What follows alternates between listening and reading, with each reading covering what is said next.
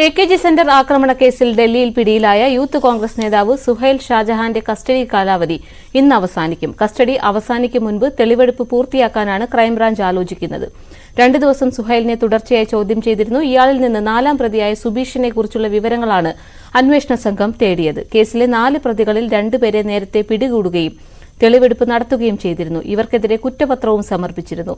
ഇനി 4ാം പ്രതി സുബീഷിനെ മാത്രമാണ് പിടികൂടാനുള്ളത്.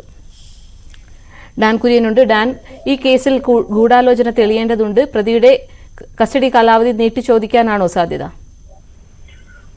സ്വാഭാവികമായി കസ്റ്റഡി കാലാവധി ഇന്ന് അവസാനിക്കാനിരിക്കെയാണ് തെളിവെടുപ്പ് പരമാവധി വേഗത്തിൽ പൂർത്തിയാക്കാനുള്ള നീക്കം ക്രൈംബ്രാഞ്ച് അന്വേഷണ സംഘത്തിന്റെ ഭാഗത്ത് നിന്ന് നടക്കുന്നത്. ഇതിൽ പ്രധാനപ്പെട്ട കാര്യം ഇനിയും കേസിൽ പിടിയിലാകാനുള്ള സുബീഷിനെ കുറിച്ച് വ്യക്തമായ വിവരങ്ങൾ സുഹൈൽ ഷാജഹാന് നൽകാൻ കഴിയുമെന്ന പ്രതീക്ഷയിലാണ്, അങ്ങനെ ഒരു നിഗമനത്തിലാണ് അന്വേഷണ സംഘമുള്ളത്. അതുകൊണ്ട് തന്നെ സുബീഷിനെ കൂടി കണ്ടെത്തുന്നതിന് വേണ്ടിയിട്ടുള്ള നീക്കമാണ് വ്യാപകമായി ക്രൈംബ്രാഞ്ച് നടത്തിക്കൊണ്ടിരിക്കുന്നത്. വളരെ അപ്രതീക്ഷിതമായാണ് കാഠ്മണ്ഡുവിലേക്ക് കടക്കാനുള്ള ശ്രമത്തിനിടെ ഡൽഹി വിമാനത്താവളത്തിൽ വെച്ച് സുഹൈൽ ഷാജഹാൻ കഴിഞ്ഞ ദിവസം പിടിയിലാകുന്നത്. തുടർന്ന് തിരുവനന്തപുരത്ത് എത്തിച്ച് വിശദമായി തുടർച്ചയായി 2 ദിവസം ചോദ്യം ചെയ്തതിന് ഇനിയും പിടികൂടാനുള്ള സുബീഷിനെ കുറിച്ചുള്ള സൂചനകൾ ക്രൈംബ്രാഞ്ച് സംഘം തേടിക്കൊണ്ടിരിക്കുന്നത്. എന്തായാലും കസ്റ്റഡി കാലാവധി അവസാനിക്കാനിരിക്കെ ഇന്ന് പരമാവധി സ്ഥലങ്ങളിൽ എത്തിച്ച് തെളിവെടുപ്പ് നടത്താനുള്ള നീക്കമാണ് ക്രൈംബ്രാഞ്ചിന്റെ അന്വേഷണ സംഘം നടത്തിക്കൊണ്ടിരിക്കുന്നത്.